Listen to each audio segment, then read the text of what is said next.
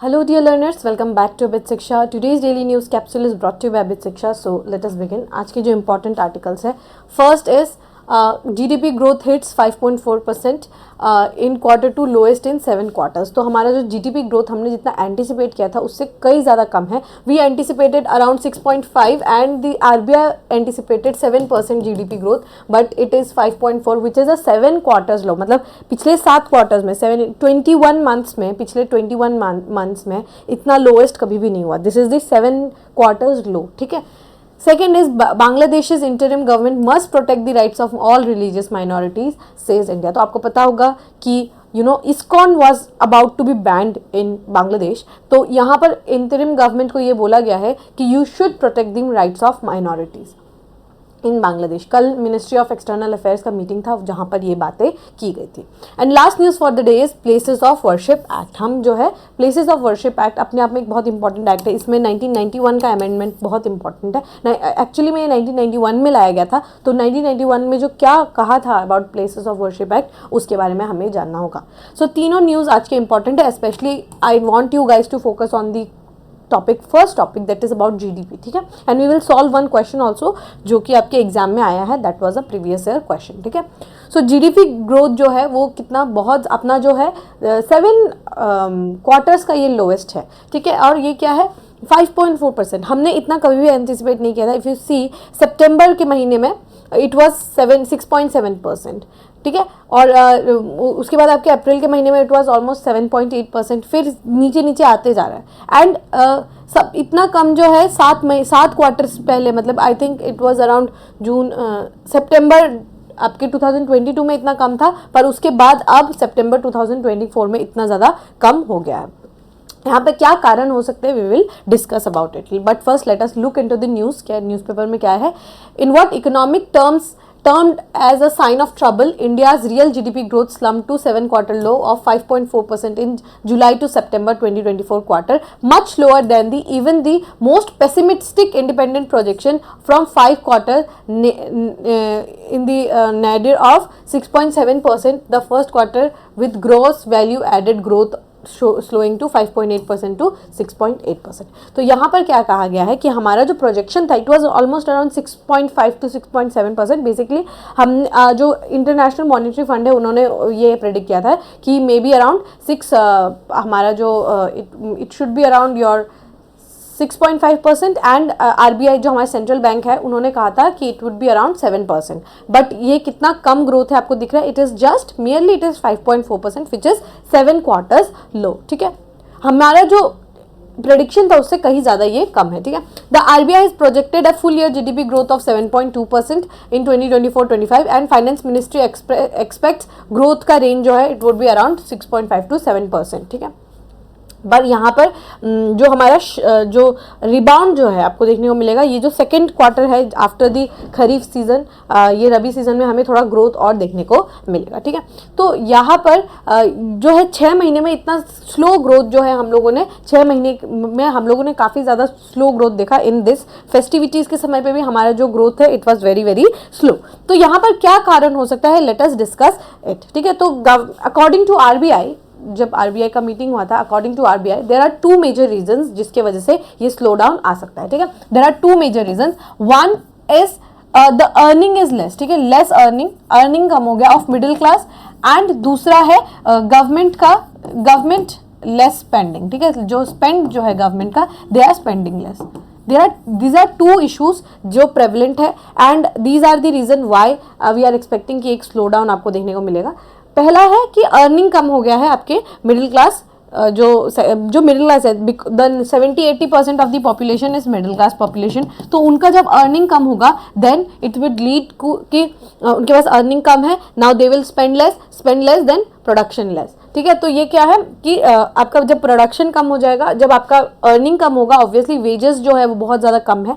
तो वेजेस कम है इन्फ्लेशन इतना ज़्यादा है उसकी वजह से क्या है कि उनका अर्निंग कम है. अर्निंग कम नहीं है बेसिकली अर्निंग तो कम है ही है मतलब दिस इज द थिंग कि हम लोग को जितना मिलना चाहिए उससे थोड़ा कम ही मिलता है, पर यहाँ पर क्या है, अर्निंग कम के साथ साथ क्योंकि आपका इन्फ्लेशन की वजह से जो आपका अमाउंट है, अगर 50 रुपये है, now due to inflation the value of this 50 rupees will erode, right. तो 50 रुपीज का जो वैल्यू है, maybe like you could have bought 2 pair of jeans in ₹50, just an hypothetical situation, you can not buy 2 pairs, let alone you cannot buy even a pair of jeans in this amount, but let us say that you can buy 2 pairs of jeans in ₹50. But now because the value has been eroded, this is the possibility is that you would be able to buy only a pair of jeans in ₹50. So the value of money is same, but the power, it has been eroded. Again, if you can relate it to the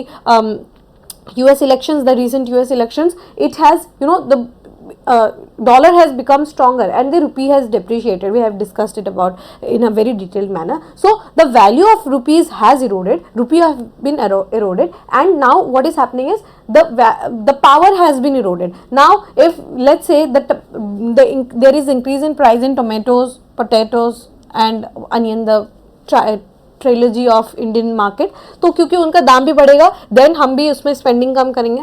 again we won't buy luxury goods, like Bajaj का भी statement आया है कि बहुत कम जो है आपको slow down देखने को मिला है इस साल. मारुति सुजुकी ने भी ये कहा है कि बहुत स्लो डाउन है, प्रोडक्शन में भी कमी हमें देखने को मिला है. Why? Because they are earning less, middle class is earning less, and less earning की वजह से क्या होगा कि स्पेंडिंग भी लेस होगा. और साथ में दूसरा क्या फैक्टर है कि गवर्नमेंट भी लेस स्पेंड कर रही है. गवर्नमेंट जो है क्यों लेस स्पेंड कर रही है? There is a big reason Y.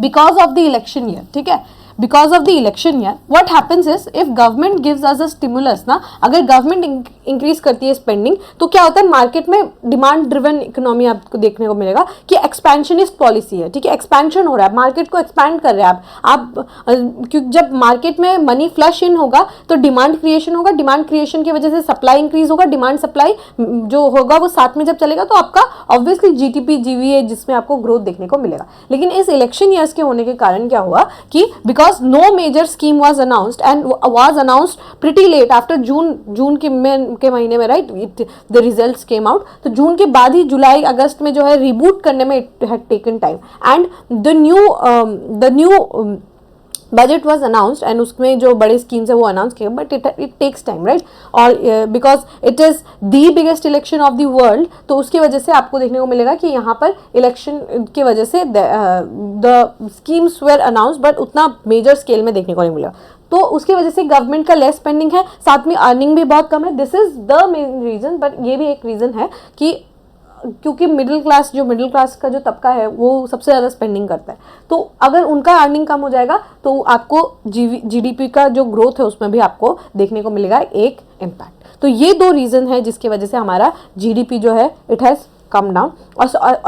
और इसमें और भी बहुत सारे रीज़न हो सकते हैं, लाइक प्रोडक्शन की कमी हो सकती है एंड वेरियस अदर रीजंस, ठीक है, बहुत कुछ हो सकता है. The external factor is a very very important factor कि मतलब इंटरनेशनल वर्ल्ड में क्या चल रहा है, what is the prices of fuel, हमारे इधर में क्या प्रॉब्लम चल रहा है, व्हाट कैन गवर्नमेंट डू, ये सब चीज़ें जो है वो सब चलता है and it is very volatile. You will सी एक महीने में इतना है, एक महीने में इतना थोड़ा कम हो गया, थोड़ा ज़्यादा भी हो सकता है, तो एक एवरेज जो है वो निकालना है. But again inflation is soaringly high, okay, very very high, we can not deny the fact that inflation is very high, ठीक है, and years down the line ये बहुत ज़्यादा हाई है. आफ्टर द कोविड का पूरा समय 2024 में it was very high and it is being high, ठीक है, बहुत ज़्यादा ही हाई है. तो उसकी वजह से भी आपको एक इम्पैक्ट देखने को मिलेगा कि अर्निंग भी कम है, साथ ही इन्फ्लेशन भी इतना है, तो स्पेंडिंग ऑब्वियसली लेस हो जाएगा because nobody wants to buy luxuries when they can not even afford the basic amenities, right. So उसकी वजह से भी बहुत सारा कमी देखने को मिला है.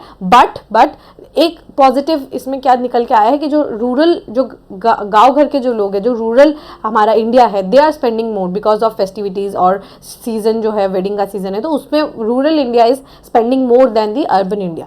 तो वो एक पॉजिटिव साइन हमें देखने को मिला है. एंड जो सेंट्रल बैंक है हमारे, उन्होंने ये भी कहा है कि again because of the wedding season and उसके वजह से now we will see a very good growth in the coming quarter, उसमें हमें अच्छा एक ग्रोथ देखने को मिलेगा.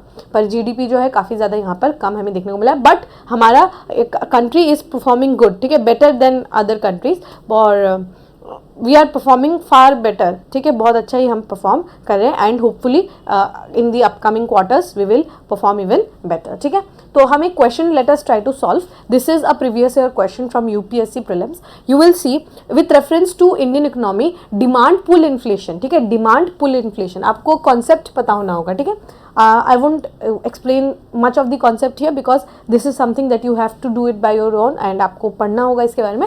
So यहाँ पर हमें क्वेश्चन पूछा है डिमांड पुल इन्फ्लेशन के बारे में, ठीक है, किस कारण डिमांड पुल इन्फ्लेशन हो सकता है। डिमांड पुल, देखिए डिमांड मतलब क्या है, डिमांड जनरेट हो रहा है एंड आपका इससे इन्फ्लेशन इंक्रीज हो रहा है, ठीक है। तो अभी यहाँ पर मेन वर्ड क्या है, डिमांड पुल। तो डिमांड किससे क्रिएट हो सकता है, अभी हमने क्या डिस्कस किया था ये कि एक्सपेंशनरी पॉलिसीज या फिर गवर्नमेंट जब स्पेंड करती है तब डिमांड क्रिएशन जो है वो होता है, ठीक है। तो यहाँ पर क्या क्या कारण हो सकते हैं, ठीक है, this is a very interesting question, it test your knowledge, your basic का knowledge, it test it very well, ठीक है। तो ये आपको इसको क्वेश्चन को ध्यान से करना होगा। देखिए सबसे पहला है एक्सपेंशनरी पॉलिसीज। एक्सपेंशनरी पॉलिसीज जैसे आप एक्सपेंशन करेंगे, लाइक आपने मनी इन्फ्यूज किया इन दी मार्केट, क्या वो कारण हो सकता है, ऑब्वियसली आपने फिस्कल स्टिमुलस दिया है, मतलब आपने स्टिमुलस का मतलब क्या है, it's just like flushing in money, या फिर आप एक्सपेंशन कर रहे हैं तो फिस्कल स्टिमुलस दे सकते हैं। थर्ड क्या है, इन्फ्लेशन इंडेक्सिंग वेजेस, ठीक है, आप इन्फ्लेशन के साथ इंडेक्स करके आप वेजेस दे रहे हैं। फोर्थ क्या है, हायर परचेजिंग पावर है कि आप ज्यादा खरीद पा रहे हैं। एंड पांचवा क्या है, राइजिंग इंटरेस्ट रेट्स, ठीक है। इनमें से आई वांट यू कि आप ये जो दो लाइन्स है इन दोनों को लाइन को थोड़ा एक साथ देखें, ठीक है। राइजिंग इंटरेस्ट रेट और एक्सपेंशनरी पॉलिसीज, जब आपका इंटरेस्ट जो है वो राइज होगा, लेट्स से गवर्नमेंट इंटरवीन करिए, ठीक है, गवर्नमेंट इंटरवीन करिए, बट साथ ही अगर बैंक्स जो है वो अपना इंटरेस्ट राइज कर दे, ठीक है, इंटरेस्ट अगर राइज होगा क्या होगा, देखिए इन्फ्लेशन का अगर आपने बेसिक कॉन्सेप्ट भी पढ़ा है ना, इन्फ्लेशन जो है कब होता है, जब आपके हाथों में ज्यादा पैसे आ जाते हैं तो इन्फ्लेशन हो जाता है, ठीक है। तो इन्फ्लेशन को ये सक आउट करने के लिए सेंट्रल गवर्नमेंट क्या करती है, प्राइस को, मतलब नॉट प्राइस बल्कि आपकी जो भी चीज़ है, ठीक है, लेट्स से जो लोन दे रहे हैं, ठीक है, वो क्या करते हैं, लोन्स का जो इंटरेस्ट है उसको इंक्रीज कर देते हैं। That is the whole concept of your monetary policy committee, right. Monetary policy committee क्या करती है, वो अपना रेपो रिवर्स रेपो बढ़ा देती है, रेपो रेट बढ़ा देती है, तो उससे क्या होगा, लोन महंगे हो जाते हैं। Now if you increase the repo rate is basically आपको लोन कितने में मिलेगा उसके हिसाब से आपका रेट्स जो है वो डिसाइड किया जाता है, राइट। तो लोन का प्राइसेस अगर इंक्रीज हो जाएगा तो क्या आपके हाथ में पैसे रहेंगे। हम बेसिकली क्यों इंक्रीज करते हैं, आप ध्यान से समझिए, हम लोग इंटरेस्ट को इंक्रीज क्यों करते हैं, अगर हमें पैसा देना ही होता, अगर मार्केट में पैसा देना ही होता तो हम इंटरेस्ट रेट को इंक्रीज क्यों करते हैं।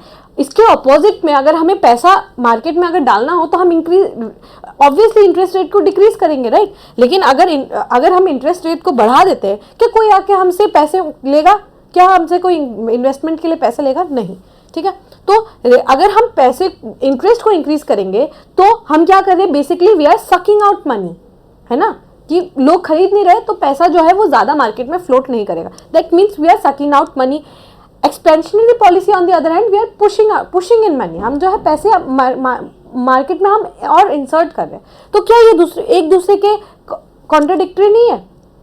तो राइजिंग प्राइसेस जो है ये क्या करेगा, आपके डिमांड पुल इन्फ्लेशन को डिक्रीज करेगा, इन्फ्लेशन को तो ये डिक्रीज करेगा ना, लेकिन ये इंक्रीज पूछ रहा है, यहाँ पर पूछा है हमें इंक्रीज कौन करेगा, तो फिस्कल स्टिमुलस देने से और आपका एक्सपेंशनरी पॉलिसी होने से इन्फ्लेशन इंक्रीज होगा, क्योंकि लोगों के हाथ में पैसा ज्यादा आएगा तो इन्फ्लेशन ऑब्वियसली इंक्रीज होगा, ठीक है। कॉन्सेप्ट समझना होगा हमें, ठीक है।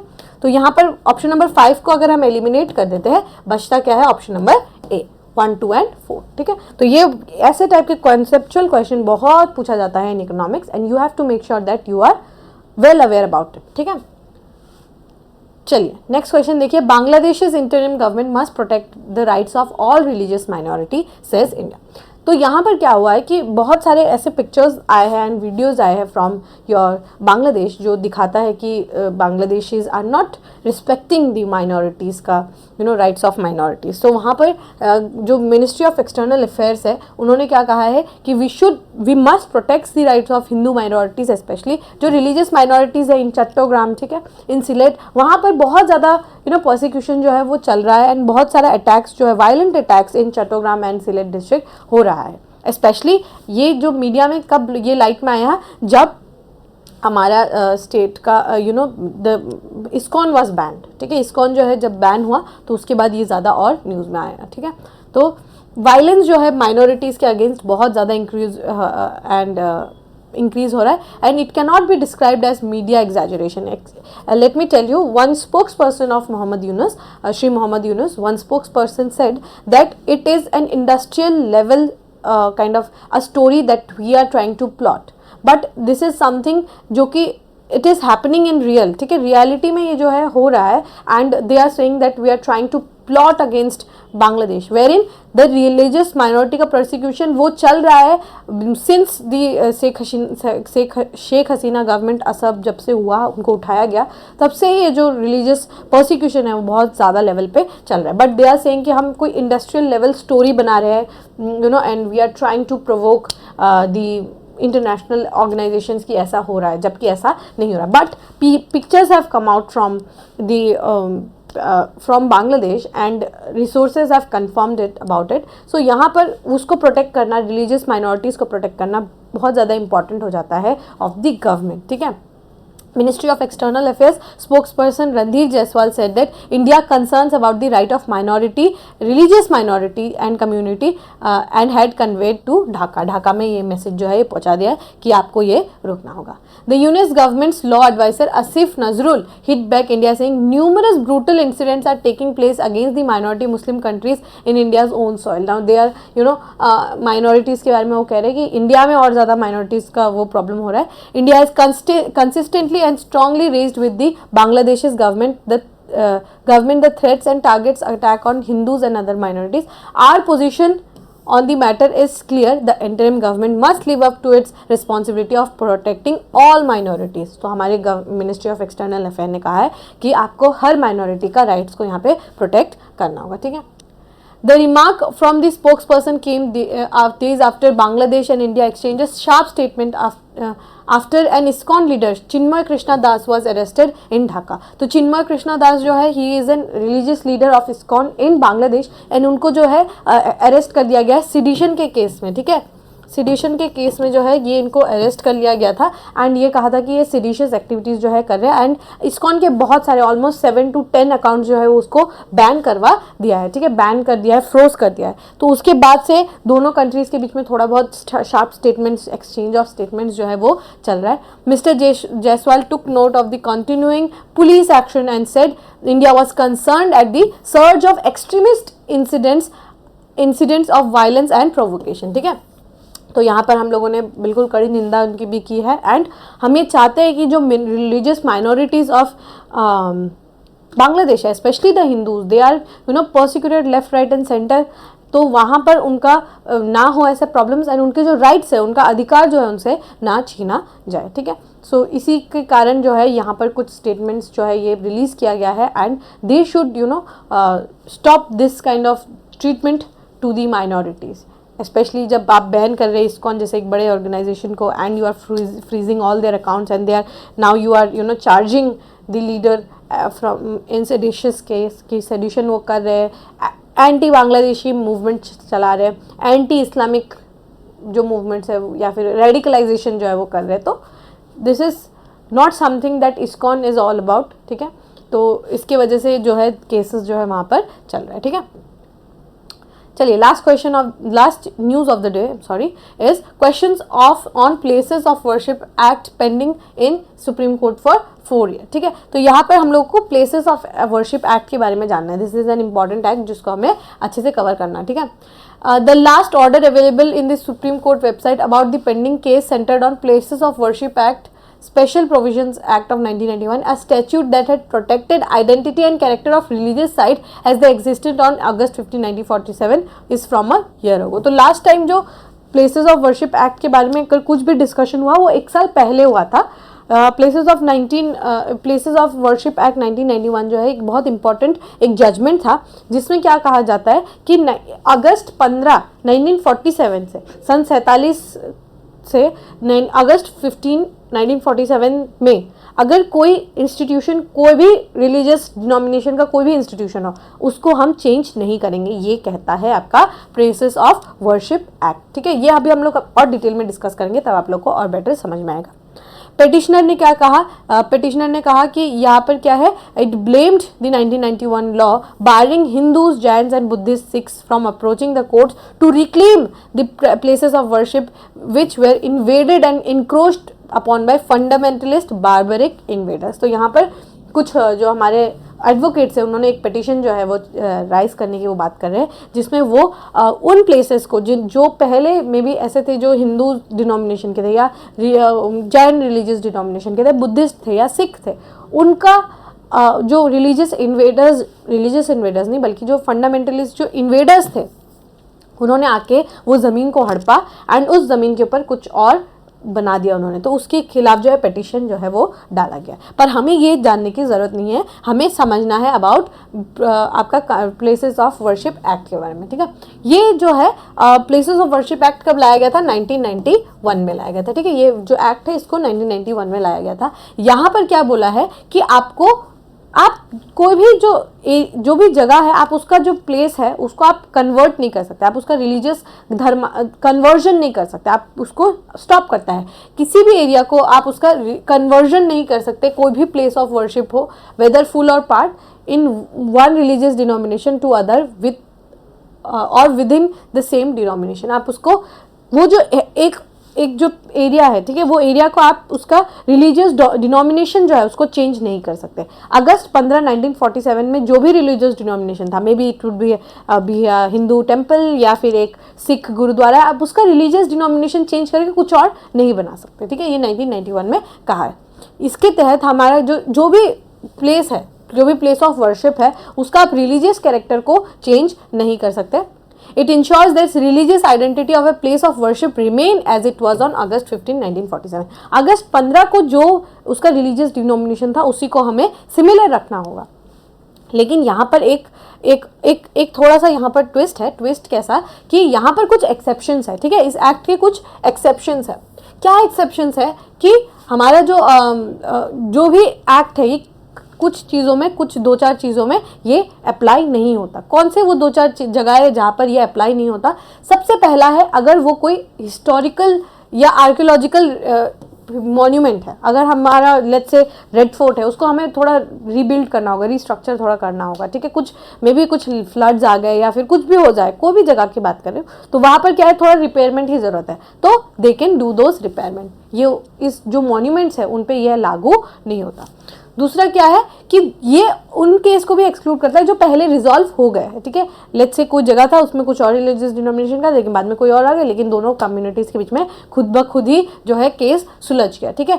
तो वो म्यूचुअली एग्रीड हो गया। एंड तीसरा क्या है, जो राम जन्मभूमि बाबरी मस्जिद जो अयोध्या का जो प्लेस ऑफ वर्शिप है, ये उसमें लागू नहीं होता, ठीक है। प्लेसेस ऑफ वर्शिप एक्ट जो राम जन्मभूमि, जो रामलला का जो जन्मभूमि है, उस पर ये वाला जो नियम है ये लागू नहीं होता। तो ये 3 एक्सेप्शन है, ठीक है।